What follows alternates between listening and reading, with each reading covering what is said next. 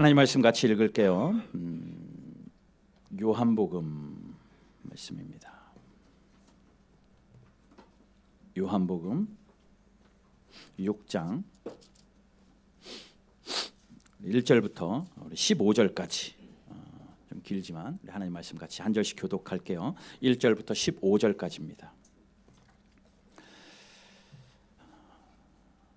제가 먼저 1절을 봉독합니다. 그 후에 예수께서 디베레아의 갈릴리 바다 건너편으로 가시매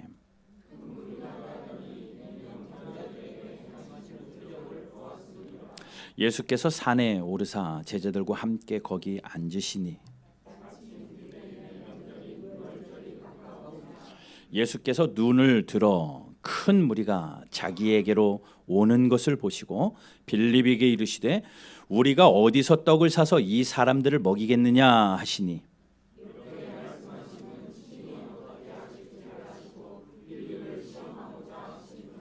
빌립이 대답하되 각 사람으로 조금씩 받게 할지라도 200데나리온의 떡이 부족하리이다.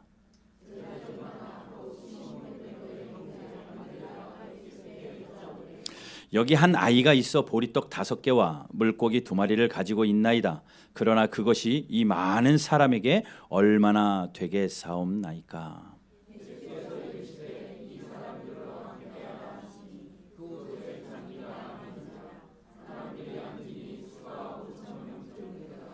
예수께서 떡을 가져 축사하신 후에 앉아 있는 자들에게 나눠 주시고 물고기도 그렇게 그들의 원대로 주시니라.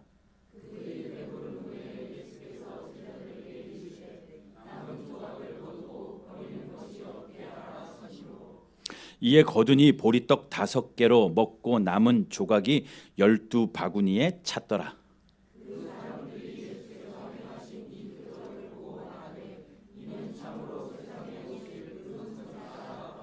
함께 볼게요. 그러므로 예수께서 그들이 와서 자기를 억지로 붙들어 임금으로 삼으려는 줄 아시고 다시 혼자 산으로 가시니라. 아멘. 오늘 말씀의 제목을 함께 읽어봅시다. 시작. 내 인생을 향한 예수님의 축사. 축사가 뭔 것 같아요? 성경에 축사라는 단어, 또 우리 신학적인 용어의 축사라는 단어가 2종류로 쓰입니다. 하나는 give thanks, 하나님 앞에 감사하는 겁니다. 하나님 앞에 감사하는 것을 축사하셨다라고 이야기하고 또 귀신을 내쫓는 것을 축사하셨다라고 해요. 근데 오늘 여기서는 예수님이 감사하는 겁니다. 하늘을 향하여 감사하는. 오늘 10절 보게 되면 11절 보게 되면 예수께서 떡을 가져 축사하신 후에, 우리 성경에는 축사라고 되어 있지만 영어 성경에는 give thanks, 하나님 앞에 감사했다, 감사의 기도를 드린 후에 그 어린 아이가 드린 물고기와 보리떡을 받고 하나님 앞에 감사하고 나니 5,000명이 먹고도 남은 음식이 되었다라는 겁니다. 잘하는 이야기예요. 성경에서 가장 유명한 이야기를 대시오라고 하면 다윗과 골리앗의 싸움일 것 같고요. 또 신약에서는 누가 뭐라 해도 이 오병이어의 사건, 유명한 사건입니다. 우리는 사복음서를 알고 있어요. 예수님이 사역하시던 시대의 사복음서는 마태, 마가, 누가, 요한복음입니다. 마태는 예수님과 함께 다니면서 자기가 쓰고 싶은 자기의 관점대로 썼고, 마가는 마가의 눈으로 본 예수님을 써내려갔고, 누가도 그랬고 요한도 그랬습니다. 그러니 그 네 사람 제자들이 각각 예수님과 함께 동행하면서도 똑같이 다녔으면서도 자기에게 임팩트 있는 것을 쓰지 않았겠어요? 마태가 이렇게 예수님하고 같이 다니다 보더니 너무 깜짝 놀랐어요. 예수님이 하신 사역이 너무나도 놀라웠습니다. 그래서 자기의 눈에 좋은 대로 자기의 표현력대로 예수님의 사역들을 씁니다. 누가도 그랬고 마가도 그랬고 요한도 그랬습니다. 그러다 보니 동일하지가 않아요. 사복음서가 내용이 똑같지가 않습니다. 같은 내용도 관점에 따라 조금씩 다르고, 어떤 제자는 그것을 굉장히 부각시켜서 썼지만 어떤 제자는 그것이 별로 중요하지 않은 것 같아서 뒤로 미루기도 했고 쓰지 않기도 했어요. 그런데요, 이 마태, 마가, 누가, 요한복음 사복음서 중에서 유일하게 네 제자가 다 쓴 사건이 있습니다. 공통적으로 네 제자가 다 쓴 사건이 딱 하나 있다고요. 그것이 바로 이 오병이어의 기적의 사건입니다. 얼마나 충격적이었으면. 마태가 보기에도 말도 안 되는 충격이었고 마가도 누가도 요한도 그렇습니다. 그러니 그 충격적인 사건을 마태, 마가, 누가, 요한이 전부 다 각자의 필체로 각자의 시선대로 써 내려갔어요. 그러니 중요한 사건이죠. 또 들어도 지루하지 않은 사건이고, 여러분 이미 다 아는 사건이라서 그래 오병이어의 사건 알고 있지, 물고기 2마리와 보리떡 5개로 5,000명 먹이셨던 것 알지 라고 끝날 것이 아니라 오늘 이 아침에 다시 한번 되새겨보고 하나님 앞에 우리의 삶을 결단하는 이 귀한 시간 되기를 주님의 이름으로 축복합니다. 예수님이 많은 사역 가운데 지치셨어요. 그래서 좀 쉬러 또는 기도하러 따로 한적한 곳을 찾아가셨습니다. 예수님도 완벽한 사람이셨기 때문에 왜 피곤하지 않겠습니까? 사람들 틈 안에서 그 사역을 한다는 것이 피곤했습니다.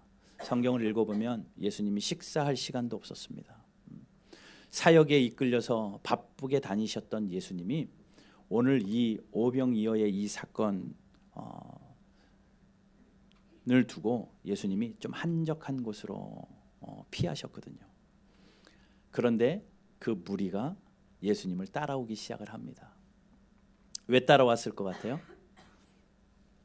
예수님이 하시는 일이 놀라웠거든요. 예수님이 하시는 말씀들이 평범하지 않았거든요. 예수님이 병 고치는 사건들이 지금까지 보지 못했던 거거든요. 그래서 사람들이 메시아가 맞는 것 같다라는 마음으로 예수님을 따라오기 시작을 합니다. 그런데 오늘 요한복음을 읽어보면 나오지 않는 단어지만 마태, 마가, 누가에는 동일하게 사용되어지는 단어 하나가 있는데 예수님이 빈들로 가셨다라고 말합니다. 예수님이 빈들로 가서 조금 쉬려고 합니다. 빈들은 뭡니까? 광야예요. 풀 한 폭이 나지 않는 빈들입니다. 그리고 사람도 살지 않습니다. 광야와 같은 그냥 허허 벌판인 빈들로 예수님이 쉬러 가셨습니다. 아마도 바위에 앉으셔서 쉬고 계시는데 저쪽 사람들이 찾아오기 시작을 해요. 그런 예수님이 쉬러 가셨음에도 불구하고 다가오는 무리들을 내치지 않으시고 그들을 맞으십니다. 그런데 그때가 언제냐면요, 저녁이에요. 모든 사역을 마치고 해가 뉘엿뉘엿 지나가는 저녁 무렵에 예수님이 쉬러 가셨는데 수많은 사람들이 예수님을 따라옵니다. 그런데 때가 보니까 딱 저녁 때예요. 밥 먹을 시간이에요. 사람들이 너무나도 많이 몰려오는데 저 사람들 어떻게 먹일까? 저 사람들 분명히 배고플 텐데 예수님이 이 생각을 하시고 한 제자에게 이런 질문을 합니다. 저렇게 사람들이 많이 오는데 어떻게 저들을 다 먹일 수 있겠느냐라고 이야기합니다. 그게 5절이죠. 5절 보니까 예수께서 눈을 들어 큰 무리가 자기에게 오는 것을 보시고 빌립이라는 제자에게 물어봅니다. 뭐라고요? 우리가 어디서 떡을 사서 이 사람들을 먹이겠느냐? 우리가 어디 가서 떡을 사서 이 사람들을 먹이겠느냐? 왜 빌립에게 물었을 것 같아요? 12명의 제자들이 있는데 왜 빌립에게 물었을까라고 생각을 해보니까 우리 지난 금요일에도 한번 배웠죠. 빌립이 그 동네 사람입니다. 거기서 가장 가까운 베세다 사람이에요. 그러니 지역을 잘 알고 어디 가서 음식을 구할지 그나마 알 수 있을 것 같은 사람 빌립에게 물었다. 맞는 말이고 일리가 있습니다. 그러나 성경에서는요, 예수님이 빌립에게 굳이 물으신 이유는 빌립을 시험하고자 하였다라고 이야기해요. 자, 7절 말씀 보시죠. 6절 말씀 보세요. 6절 같이 읽어볼게요. 시작. 이렇게 말씀하심은 친히 어떻게 하실지를 아시고 빌립을 시험하고자 하심이라. 어떻게 말할 줄 아셨다니까요. 빌립이 어떻게 나올지 알고 있었어요. 그런데 예수님은 시험해 보시려고 그 말씀하셨습니다. 시험이라는 단어는요, 템테이션이라는 단어가 있고 테스트라는 단어가 있습니다. 근데 이 시험은 보통 대부분 부정적인 의미로 쓰여져요. 아이고 시험에 들었어. 시험에 들게 하지 마십시오. 이런 시험이라는 단어는 유혹에 넘어지는 것 같은 그런 부정적인 의미로 많이 쓰이는데 구약의 긍정적인 의미로 시험을 무언가 통과시키기 위한 시험을 하는 경우도 있습니다. 예수님께서 하나님께서 아브라함에게 그 아들 독자 이삭을 바치라고 할 때도 시험하신 겁니다. 그의 믿음을 시험하신 겁니다. 테스트하신 거죠. 예수님께서 광야에서 사탄의 유혹의 시험을 받으셨지만 그 시험을 통해서 예수님의 믿음이 더욱 든든하게 사역을 감당하시게 했던 그런 긍정적인 의미로 시험을 쓰기도 해요. 오늘 본문도 이 빌립을 향한 시험도 긍정적인 의미입니다. 빌립의 시험을 테스트하기 위함인데 빌립이 어떻게 할 줄 예수님은 아셨어요. 분명히 빌립이 성격대로 견적재고 나올 걸 아셨거든요.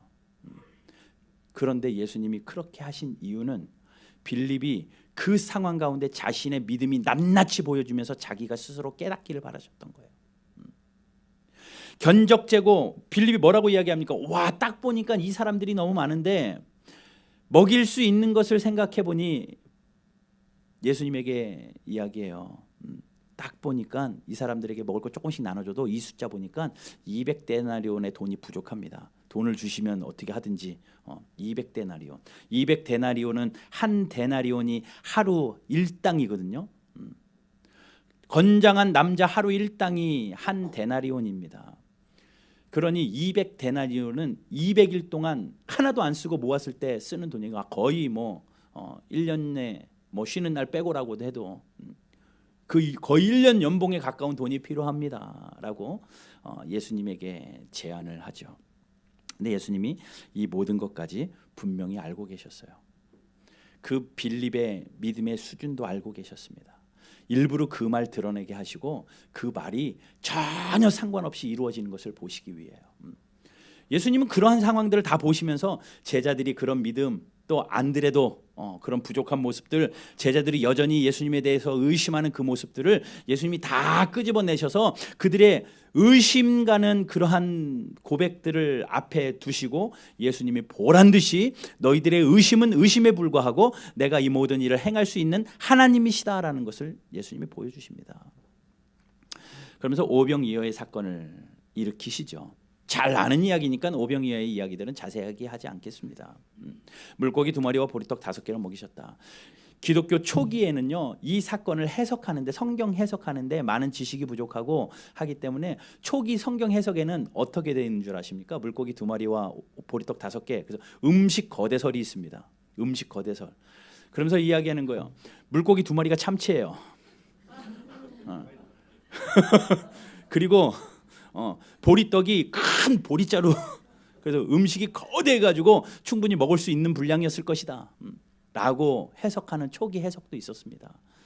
그런데 그 이후에는 또 어떤 해석이 나왔냐면요, 양심설도 나왔습니다. 양심설이 나왔는데 그거는 뭐냐면요, 어린아이가 사람들이 많으면 자기 거 숨겨놓잖아요.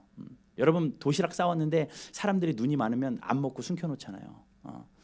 옛날에 학교 다니면 도시락 싸면 계란 밑에다가 깔고 혼자 먹으려고. 그게 우리의 모습 아닙니까? 자기만 좀 잘 먹으려고. 그래서 어른들이 전부 다 도시락을 뒷줌에 감췄어요. 이거 꺼냈다간 이 사람들이 다 뺏길 것 같아가지고 눈치 보면서 자기 뒷줌에다 감춰놓고 가방 깊숙이 감춰놨는데 꼬마 아이가 자기 도시락을 내놓는 거예요. 요만한 아이가 내놓으니까 사람들이 찔린 거죠. 아휴, 저 애도 내놓는데 내 것도 내놓자.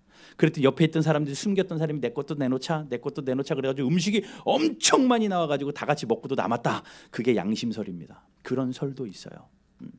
근데 성경이 이야기하지 않잖아요. 성경이 이야기한 건요, 예수님이 그 아이의 물고기 2마리와 보리떡 5개를 받으시고 하늘을 향하여 give thanks, 축사하시고 나누어 주니까 놀라운 역사가 일어나요.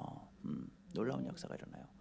그러니 무엇이 그 빈들에서 오병이어의 기적이 일어날 수 있었을까 생각해 보니 가장 중요한 포인트는요, 예수님의 축사입니다. 예수님의 손에 붙들려서 하나님 감사합니다 라고 그 물건 받으시는 순간 그곳에 하나님의 놀라운 기적이 있었어요. 저는 그러한 이 말씀을 읽으면서 바라고 원하기는 여러분들 모든 심령들이 하나님 손에 들려져서 여러분들의 영혼이, 여러분들의 시간이, 여러분들의 물질이 예수님 손에 붙들려져서 예수님이 하늘을 향하여 우러러 축사하실 때에 여러분들의 삶이 축사되어지는 그런 은총이 있는, 그리하여서 비록 물고기 2마리고 보리떡 5개라 할지라도 하나님께서 놀랍게 채우시는 은혜와 복이 임하는 그러한 인생들 되시기를 주님의 이름으로 축복합니다.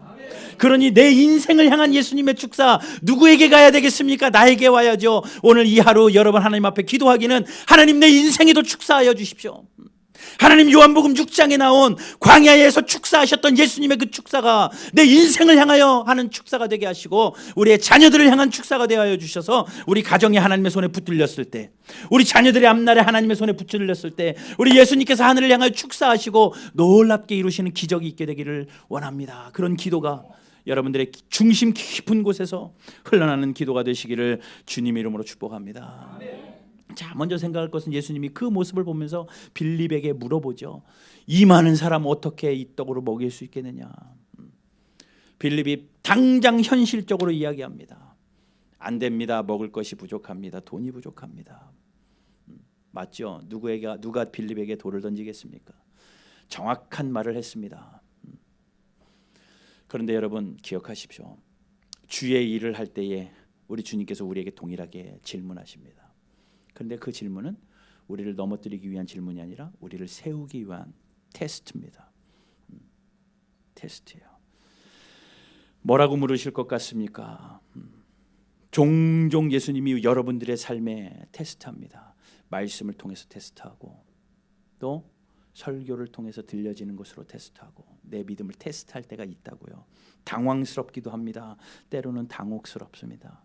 예수님은 다 아시기 때문에 우리의 신앙 상태를 점검하려고 테스트하지만 우리의 믿음에 부족한 내 고백을 함으로 우리의 믿음이 부족한 것이 보여져서 하나님 앞에 그 상황이 지나고 아, 내가 부족했구나. 빌립이 그러지 않았겠어요? 예수님에게 200데나리온이 부족해요 라고 이야기했는데 잠시 후에 예수님이 축사하시고 일어나는 일 보니 깜짝 놀란 거죠. 아까 내가 했던 거 잘못했구나. 자신을 돌아보는 거죠. 이런 일들이 우리에게 일어납니다. 여전히 질문합니다. 이렇게 테스트하실 것 같아요. 너가 가지고 있는 물질 한 방에 망해서 다 없어져도 너 계속 감사할 수 있겠니? 라고 테스트한다고요. 네가 가지고 있는 건강 하나님이 한순간에 뺏어가셔가지고 하루아침에 육신이 허물어져도 너 여전히 감사할 수 있겠니? 라고 테스트한다고요. 너 주변에 있는 사람들에게 손가락질 받고 비난받아가지고 살 소망이 사라질 때 그래도 주님 바라보면서 견딜 수 있겠니? 라고 예수님이 테스트하십니다. 무슨 일을 하다가 한계에 부딪혔습니다. 그래서 그 한계를 뛰어넘을 수 없는 그 상황 가운데 자포자기하기 1분 직전에 예수님이 우리에게 테스트합니다. 너 이 한계 상황 뛰어넘을 수 없을 것 같은데 그래도 나 바라보면서 견딜 수 있겠니? 라고 테스트하신다고요. 이런 테스트가 누구에게나 다 있어요. 여러분들에게 어떤 테스트가 있습니까? 무슨 테스트가 있습니까? 바라고 원하기는 빌립과 같은 그러한 반응 우리의 입술에 제일 먼저 나오죠. 현실적이고 계산적인 반응 우리에게 나오죠. 그러나 오늘 이 말씀 앞에 나의 믿음이 낱낱이 드려지고 하나님 앞에 예 주님 나를 사용하여 주셔서 이 상황에 여전히 감사하게 하시고 이 상황에 여전히 견디게 하시고 이 상황에 여전히 주만 바라보는 믿음의 신앙인들 되게 하여 주십시오 라는 고백이 저와 여러분들 가운데 있기를 주님의 이름으로 축복합니다. 그 지역이 어디라고 그랬어요? 오병이어가 역사가 일어났던 그 지역 빈들이라고 했습니다. 빈들, 아무것도 없는 빈들. 예수님이 물론 쉬러 가셨지만 예수님은 다 알고 계시는 하나님이시잖아요. 왜 빈들로 가셨을까? 굳이 사람들이 따라올 걸 아시면서도 예수님이 왜 빈들로 가셨을까? 여러분 빈들은요 기적이 없으면 살아갈 수 없는 장소입니다. 먹을 것이 아무것도 없는 곳이거든요.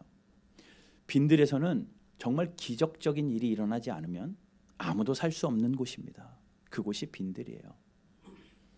그러니 빈들에 나온 그 사람들은 예수님의 기적이 아니고서는 저녁을 해결할 수 없는 사람들입니다. 그렇기 때문에 예수님은 그 빈들에서 그 기적을 해결하시는 거죠. 그래야 그들의 필요를 채우시는 거죠. 또한 빈들은요,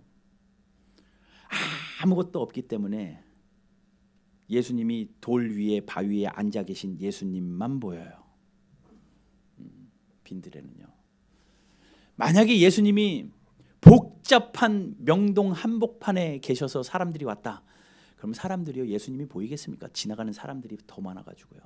화려한 주변 사람들 보느라 예수님 못 찾아요. 예수님 못 찾아요. 여러분 옛날에 이렇게 뭐 윌리를 찾아서 뭐 이렇게 해가지고 윌리가 어디나 막 찾는 그런 수수께끼 같은 그림 같은 거 본 적 있잖아요. 똑같은 사람들이 비슷한 사람이 많으니까 그 한 사람 찾는 것도 정신이 없더라고요.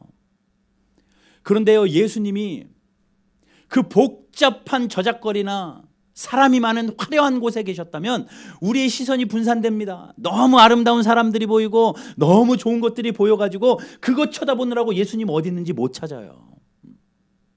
그 연약한 믿음 아시니까 예수님이 딱 예수님만 보이는 빈들에 서십니다.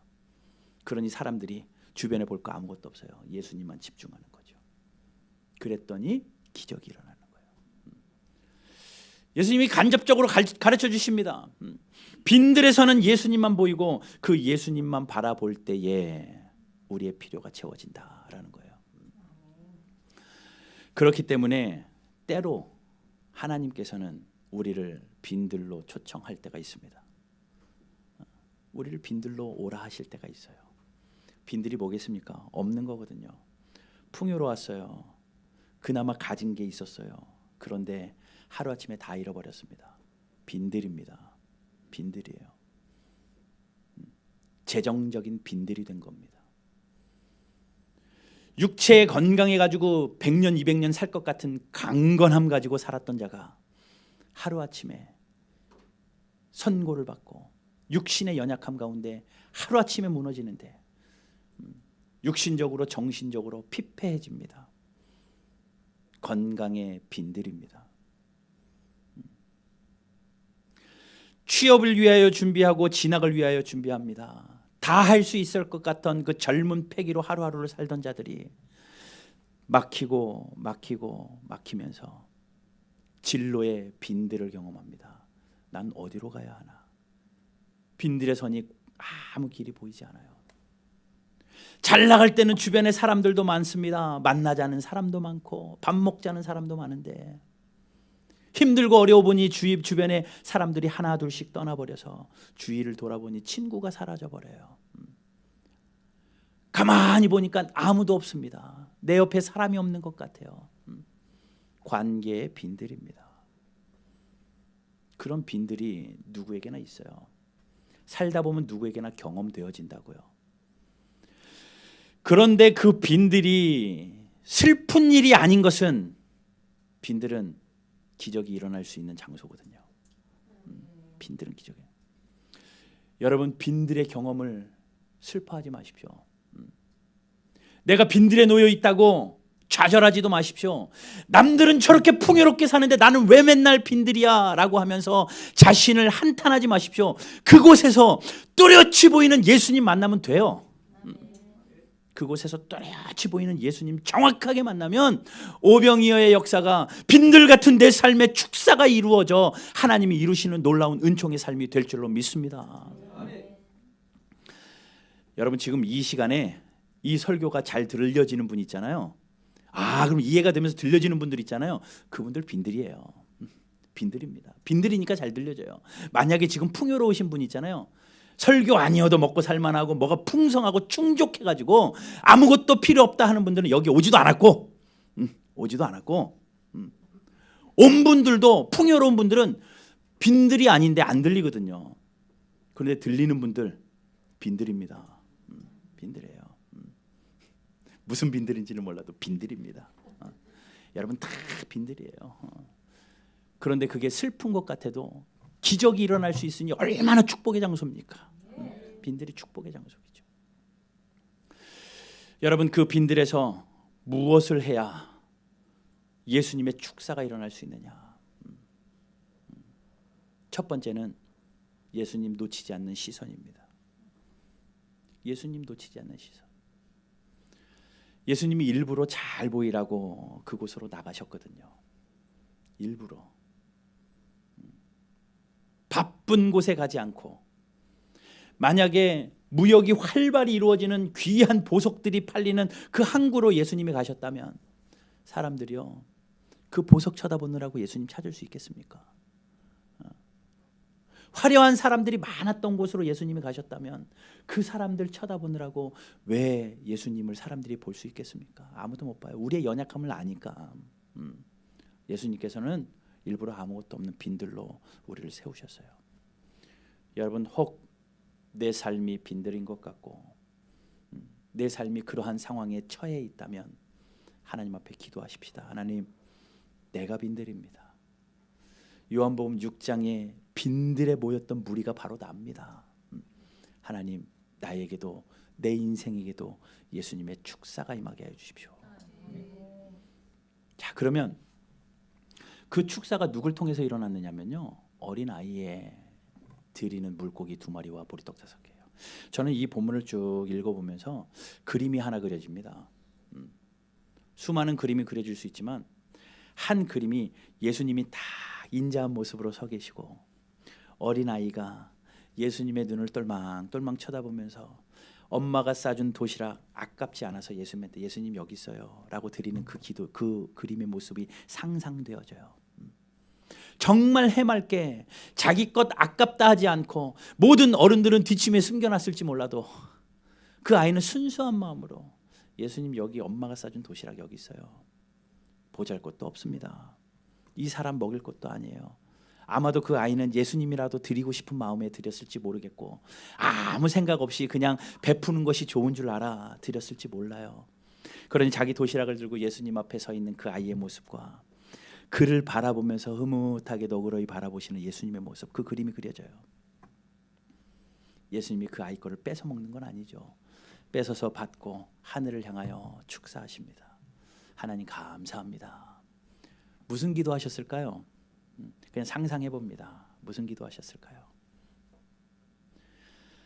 이 어린아이의 물고기 2마리와 보리떡 5개 주셔서 감사합니다. 이 기도보다 하나님이 아이의 순수한 마음, 이 삶에 하나님 축복하여 주십시오.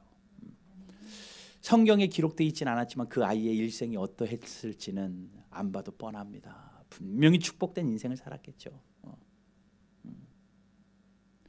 그러니 우리가 빈들에서 해야 될 한 가지는요, 부족하다고 숨겨놓을 것도, 이기적인 욕심으로 숨겨놓을 것도 아니고 하나님 앞에 주님 이겁니다. 들고 서 있는 어린아이의 모습이 우리에게 있어야 돼요.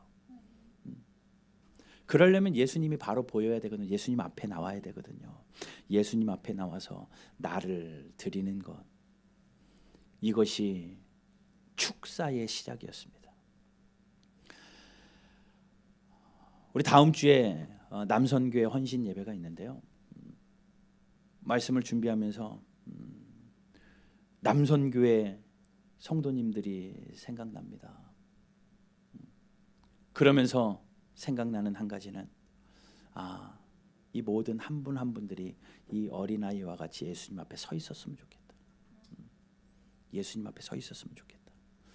내가 가지고 있는 건 물고기 2마리와 보리떡 5개, 그게 뭔지는 모르겠지만, 하나님이 요구하시는 것 뭔지는 모르겠지만, 비록 연약하고 부족한 것이라도 예수님 여기 있습니다. 해맑은 모습으로, 순수한 모습으로 예수님 앞에 서 있는 그 어린아이의 모습, 우리 남성교회 회원들이 되길 바라는 마음이 있어요. 만약에 그렇게만 되잖아요, 그 인생이 기적이 되는데요. 하나님이 축사하시는데요. 그러면 한 가정이 그렇게 되는데 하나님이 그 가족 가만히 두시겠습니까? 그리고 그 스라의 자녀들 하나님이 가만히 두시겠습니까? 아무 상관없는 5,000명을 먹여버리셨는데, 그 5,000명이요 말이 5,000명이죠. 그 당시 팔레스타인의 인구 계산법은요 곱하기 4 하면 돼요. 왜냐하면 여자들은 안 쉬었거든요. 그리고 어린아이들도 16세 미만의 어린아이들도 쉬지 않았습니다. 그 당시 인구 계산법은 군대에 차출해가지고 전쟁을 할 수 있는 장성한 남자들의 숫자만 셌습니다. 그러니 5,000명, 그러면 5,000명 당장이라도 군대에 동원할 수 있는 숫자. 그러니 아이들과 어린아이는 뺐습니다. 그래 곱하기 4 정도, 남자 하나에 여자 하나에 애 둘 해가지고 대충 곱하기 4 정도 하면 돼요. 그래서 학자들은 이 5,000명이 아니라 2만 명일 거라고 얘기를 합니다. 5, 4, 2, 4, 20이잖아요. 2만 명 정도의 사람들을 먹이는 일을 그 물고기 2개와 보리떡 5개. 뭐 예수님이 뻥튀기 장사도 아닌데 그게 아니라 그 헌신을 받으신 거죠. 그리고 그 헌신을 받으시고 예수님께서 축사하시니 그 놀라운 기적이 일어납니다. 그런데 적당히 먹었나요? 성경에 뭐라고 이야기해요? 11절 말씀 보십시다. 11절 같이 함께 읽어볼게요. 11절입니다. 시작. 나눠주시고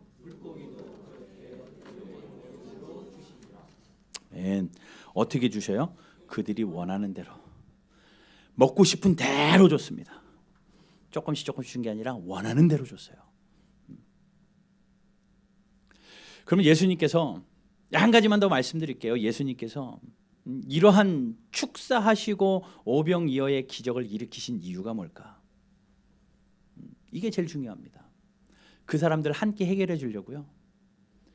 5천 명이 오고 2만 명의 사람들이 모였는데 배고픈 사람들, 그래 내가 인기가 이 정도 되니 이들 배 한번 불리게 해주자 라고 해가지고 그 물고기 2마리 보리떡 5개로 싹 먹이고 자 배부르지 됐다 가라 이거 하시려고요.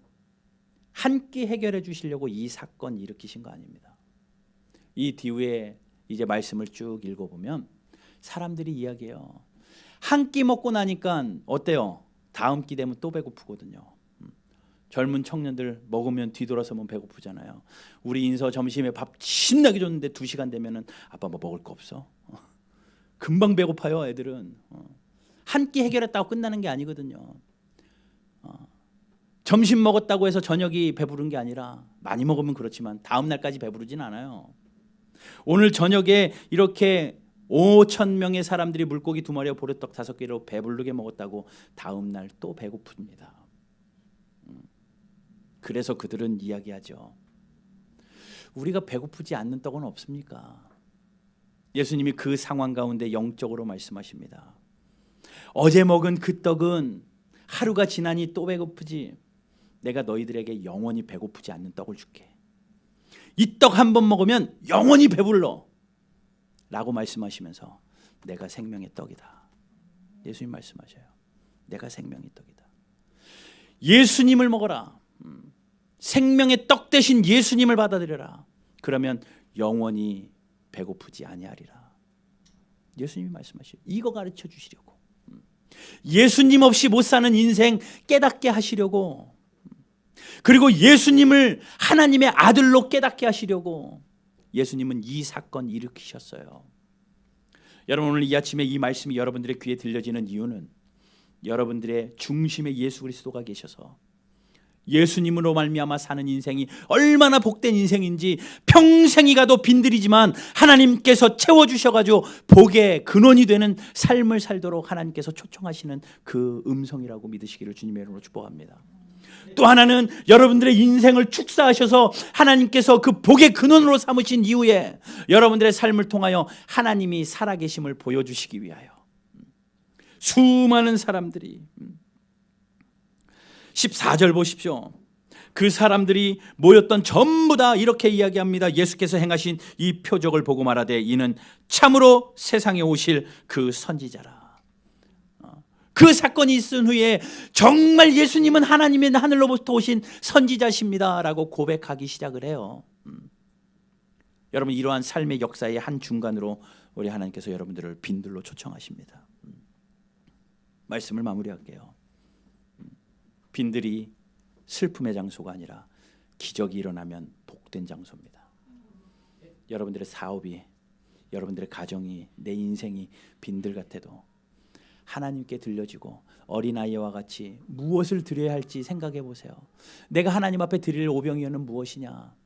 내가 여전히 하나님 앞에 주님 내 도시락 이거예요 라고 순수하게 서 있는 그 아이의 모습은 나에게는 무엇이냐 라고 하시며 이 시간 쓰시길 바라고, 하나님이 받으시고 축사하셔서 우리의 삶에 기적이 일어나되, 기적이 일어나되, 나 한 끼 배부르고 내 인생 하나 복되게 살게 하시는 것이 아니라 하나님의 하나님인 되심을 내 삶을 통하여 드러나는, 그리고 우리의 삶을 통하여 주변의 많은 사람들에게 하나님의 역사를 나타내 보이는 그런 삶으로 사용되어지는 귀한 축복의 통로 여러분들의 인생 되시기를 주님의 이름으로 축복합니다.